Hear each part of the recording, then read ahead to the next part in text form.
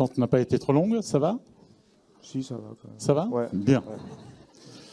Alors, plusieurs ateliers vous attendent. On commence par le premier, vous êtes prêts? Très bien, dites-moi tout. Alors, je vais vous le dire. Regardez, il y a un plateau qui arrive. Vous allez comprendre le thème. Mais je vais vous énoncer le sujet. Venez, rapprochez-vous. Vous êtes attentifs? Toujours. Bien. Veuillez procéder à l'analyse sensorielle de ce très grand vin blanc. Attendez. Et à l'identification de ces 5 spiritueux. Très bien. Vous avez 8 minutes. Dès que vous touchez le pied du verre, du vin blanc, le chrono commence à décompter. Très bien.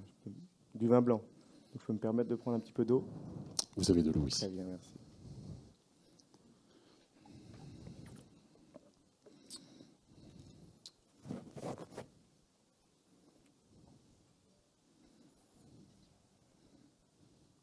C'est à vous. On peut y aller. Donc là, on est en possession d'un vin limpide, clair, brillant, de couleur jaune paille, au reflet or. On peut même apercevoir une viscosité marquée par des larmes épaisses, régulières. Donc déjà, suite à l'examen visuel, on est en possession d'un vin blanc d'une certaine évolution avec, je pense, une bonne teneur en matière. Le nez, agréable, spontané, d'une moyenne intensité, porté sur la fraîcheur et dominé sur les fruits à chair blanche, tels que la poire William, la pomme golden, très agréable. Après aération, la palette aromatique, elle s'éclaircit, elle s'affine, en conservant son premier nez, c'est-à-dire toujours les fruits à chair blanche. On retrouve également maintenant le coin, une petite touche d'herbe séchée. On peut y retrouver la verveine, une belle complexité s'offre à ce vin. Et cette palette aromatique, on confirme le visuel par une palette aromatique portée sur l'évolution.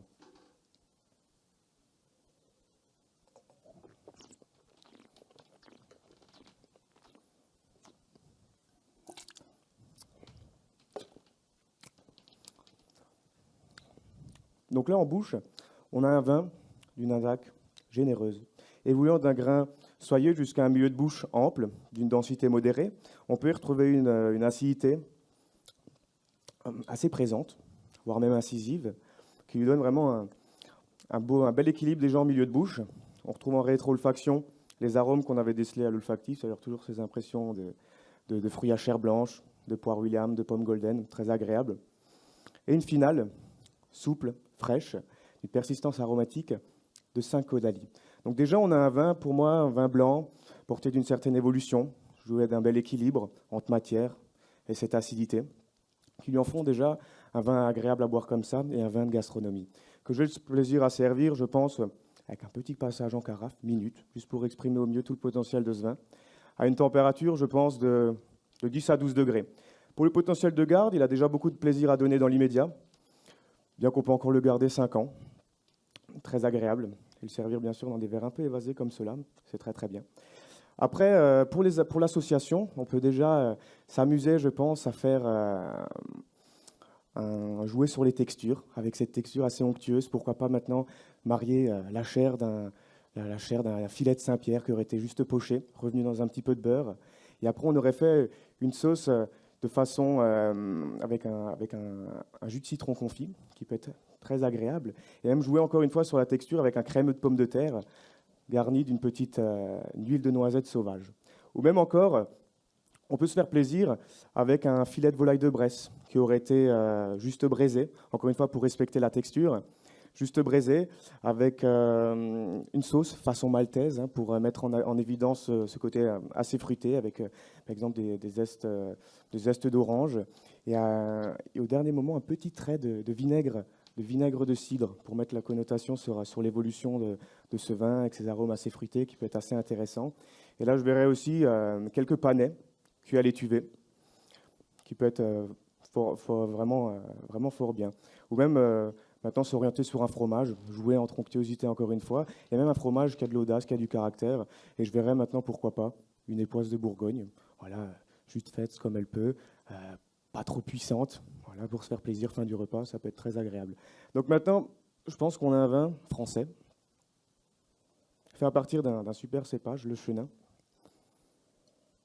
Le Chenin, qui est récolté, je pense, non loin d'Angers, sur l'appellation Savenière, avec un millésime qui lui a donné une belle évolution. Je pense maintenant au millésime 2004, qui donne cette belle personnalité. Voilà, donc maintenant, on va passer aux eaux de vie.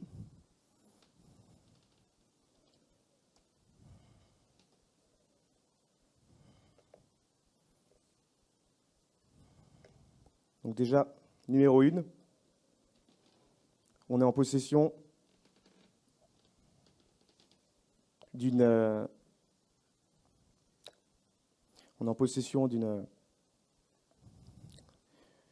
eau de vie de pomme, je pense Calvados.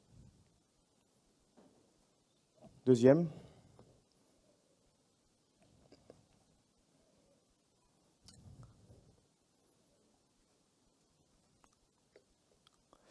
eau de vie de Genièvre, gin.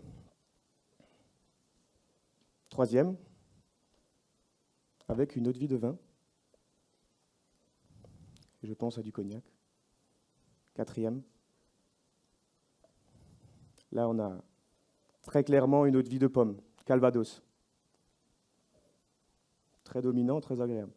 5, un côté un peu citronné, un peu visqueux, belle viscosité. Ça me fait penser à une liqueur. Pourquoi pas du limoncello? Voilà. En tout cas, j'ai terminé.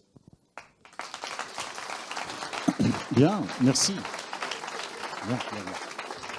Profite de ce moment.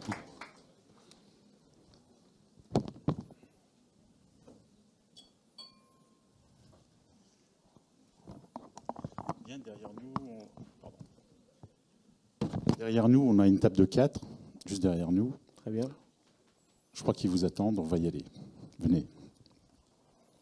Auparavant, je vais vous présenter un peu de matériel qui est à votre disposition. Vous avez ici de la verrerie, vous avez ici un plateau, et ici vous avez une armoire à vin qui permet de conserver des vins pour le service de vin au verre. Très bien, super. Alors on va se rapprocher ici du guéridon. Je peux me permettre de les regarder? Tout à l'heure. Très bien. Bien. Les 4 clients de la table 4 prennent en direct les plats suivants inscrits sur ce bon de commande. Oui. Très bien. Asperges vertes. À partir de cette carte de vin au verre, Très bien. vous regarderez tout à l'heure, faites une proposition d'accord de vin avec ces plats. Puis effectuez le service à partir du distributeur de vin au verre Eurocave. Vous avez 6 minutes. C'est parti. Petite question. Est-ce que je parle de l'accord avec les convives? Je ne sais pas. C'est à vous de savoir. Très bien, super. Je vous laisse faire.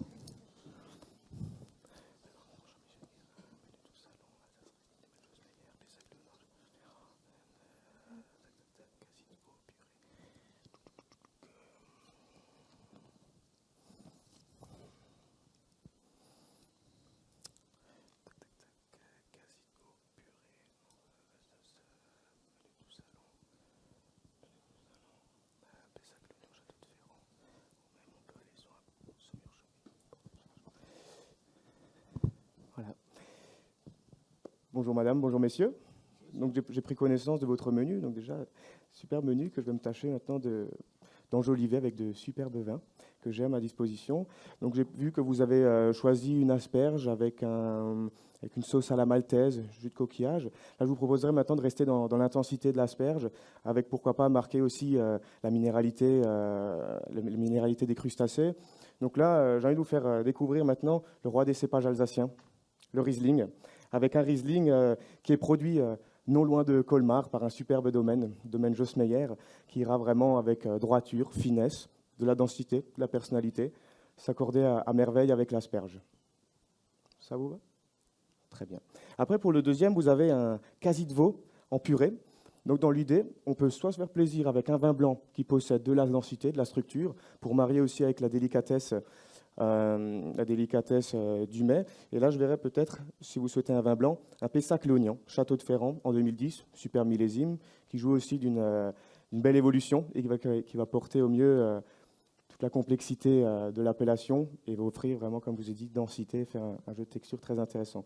Ou même sur un rouge, si l'envie vous prend, un rouge assez léger. Et maintenant, ça serait plutôt agréable de découvrir le Val-de-Loire avec le cépage Cabernet Franc, qui est appelé aussi localement le breton, avec l'appellation Saumur-Champigny. Donc là, on aura vraiment une grande intensité, finesse. Encore une fois, un bel accord, comme vous le souhaitez. On vous la sert. Très bien, super.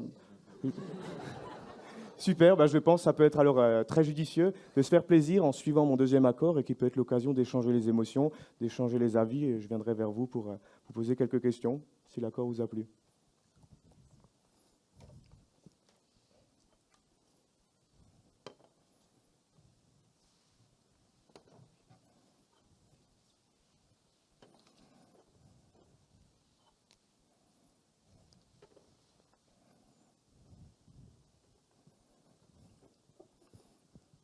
Excusez-moi, madame. Je vous rassure, je vais le remplir. Voilà. Ouais, monsieur.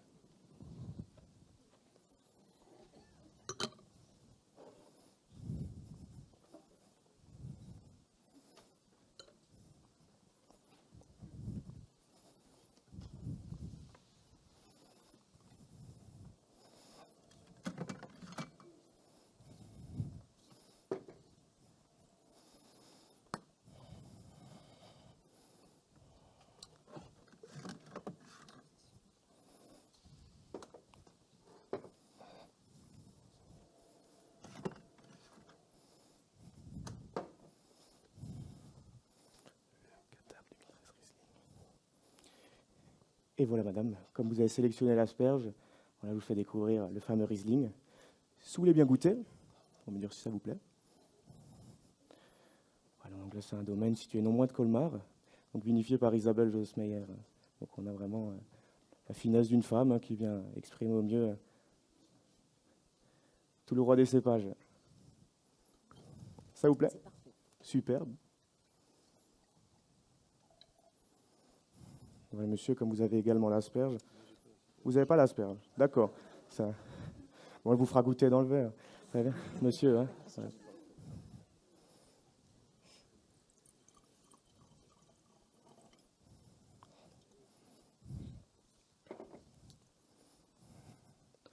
Voilà. Je ne vous oublie pas. Château de Ferrand, Pessac-Léognan 2010, si vous voulez bien goûter. Donc là, parlons cépage, on en a plusieurs. Sémillon, Sauvignon, Blanc. Très agréable. Ça vous plaît?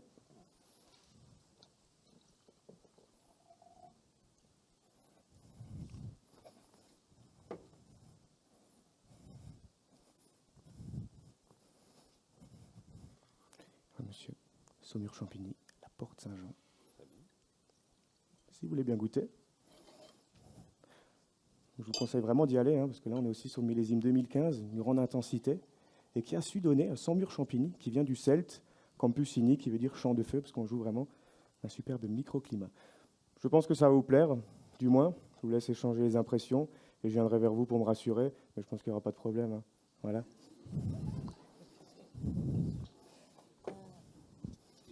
Très bien, oui. Est-ce que ça fait longtemps que vous avez ce système de Alors, vous le connaissez bien? je le connais, bien sûr. Donc, en fait, ça fait quelques années que c'est sorti. Et maintenant, les gens aiment se faire plaisir avec des associations de vin au verre et non à la bouteille. Comme vous avez pu le constater, de découvrir plusieurs régions, de découvrir plusieurs domaines. Et donc là, les bouteilles sont gardées sous azote. Voilà, c'est un gaz inerte.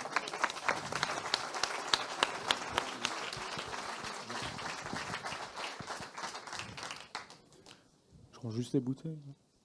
Non? Très bien. Le commis va le faire. Super. On continue? Super, ouais. Alors là-bas, il y a 5 dames qui vous attendent. On y va? Ah oui. Bien.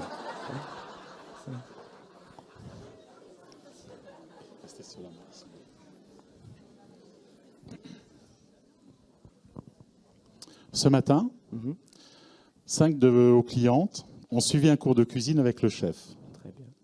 Maintenant, elles vont assister, sous votre conduite, à la présentation de ce vin. Très bien. Vous aurez 5 minutes pour cette épreuve. Donc, si j'ai bien compris, je l'ouvre devant mesdames, je le déguste. La présentation de ce vin. Voilà, vous présentez le vin. Je peux enlever la... Oui, je vais le D'accord, faire, très je vais bien. le faire. 5 minutes. Très bien.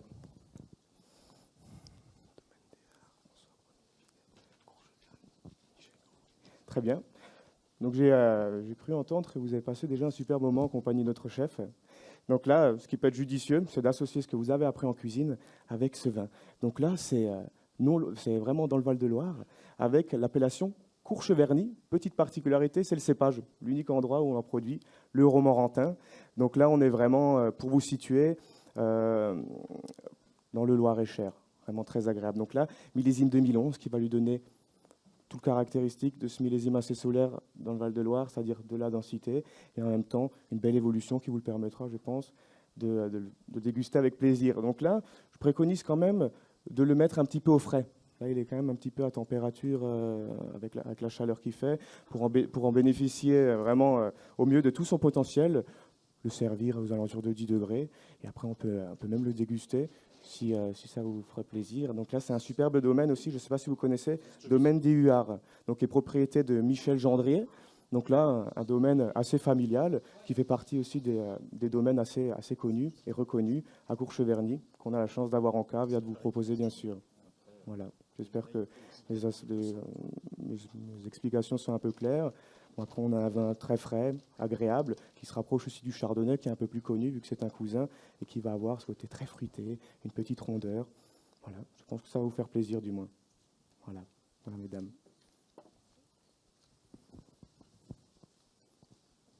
Terminé ?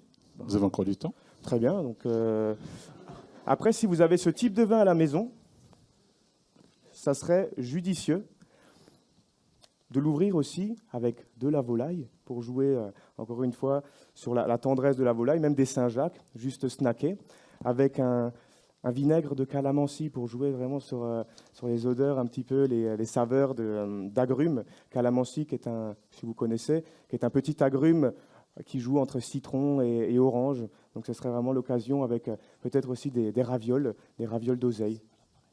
Voilà. Après, vous êtes tous libres de choisir encore d'autres associations qui peuvent être assez sympathiques. Voilà. Vous avez terminé ? Terminé.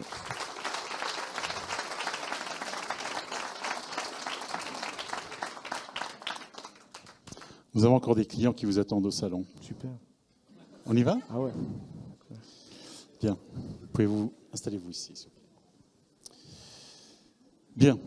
Bonjour. En prévision de l'organisation d'un dîner de gala, Madame Carole Duval-Leroy vous demande conseil pour accorder parmi ses cuvées l'osso irati, poudre de piment fumé et confiture de cerises noires, spécialité emblématique du chef Tommy Gouzet.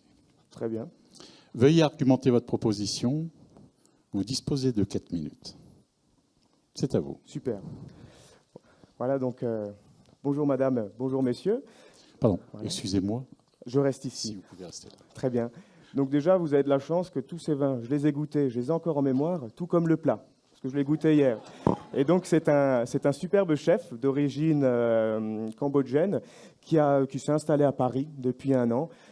Si vous souhaitez même aller voir, c'est rue Sourcourt, très agréable. Donc, il a su marier l'onctuosité, le côté très crémeux de l'osso irati avec juste un petit peu de crème, rajouter au-dessus un coulis de cerisier de Sassou pour se rapprocher encore une fois de la région de production de l'osso irati. Et là, petite particularité, on joue sur les épices. Et j'ai senti, j'ai goûté, et on a vraiment ce côté qui ressemble un peu au paprika, alors que c'est du piment, mais piment fumé. Donc là, ça serait l'occasion de prendre un champagne de caractère, un champagne vineux, dominé par le pinot noir, mais encore une fois, rééquilibré par tout le chardonnay de la finesse de la Côte des Blancs. Donc là, je le vois, il est ici, voilà. Il est là, et ça peut vraiment... Ah, je peux... D'accord. Voilà. Donc là, c'est un rosé prestige. Et là, la particularité, c'est qu'on n'est pas sur un rosé de saignée, on n'est pas sur un rosé d'assemblage. C'est un peu un mix des deux. Voilà, qui lui donne un côté très agréable. On a le caractère vineux et en même temps, on a ce très beau toucher de bulle, cette onctuosité qui lui en font en même temps un champagne agréable à boire de lui-même. Et avec ce petit plat qui est un peu, je pense, après avoir goûté, qui peut être cette jonction entre un fromage et un dessert. Donc là, on a vraiment ce beau plaisir qui va donner digestibilité à l'ensemble et pour prolonger, fromage-dessert en bonne compagnie. Voilà. Et vous avez passé un superbe gala, j'en suis sûr. Voilà.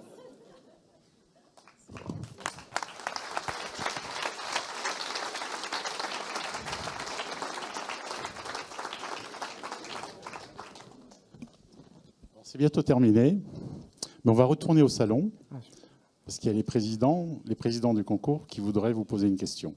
C'est par ici. Ah. Hier, à 77 ans, nous a quitté un grand chef de la cuisine française. Quel est son nom? J'avais encore le nom, je l'ai vu ce matin. Après, si vous le voulez plus tard, le nom, je pourrais vous le... Non, mais je pourrais vous le donner, parce que je l'ai encore vu sur Facebook, vous pouvez aller voir. Il y a le restaurant Paul Bocuse qui l'a partagé, donc vous pouvez aller voir. Et c'est vrai. Donc, on vous croit. Néanmoins, est-ce que vous savez par hasard, est-ce que vous avez retenu par hasard le nom de son dernier restaurant gastronomique? Malheureusement, non. C'est parti sur Facebook aussi, c'est ça? Oui, mais je peux aller regarder, j'ai la mémoire. Voilà. Mais je vais me renseigner, je suis toujours un amateur de gastronomie et surtout qu'un des grands chefs qui ont su faire monter tout le prestige de la France, voilà, j'irai me renseigner. Voilà. Voilà. Merci beaucoup.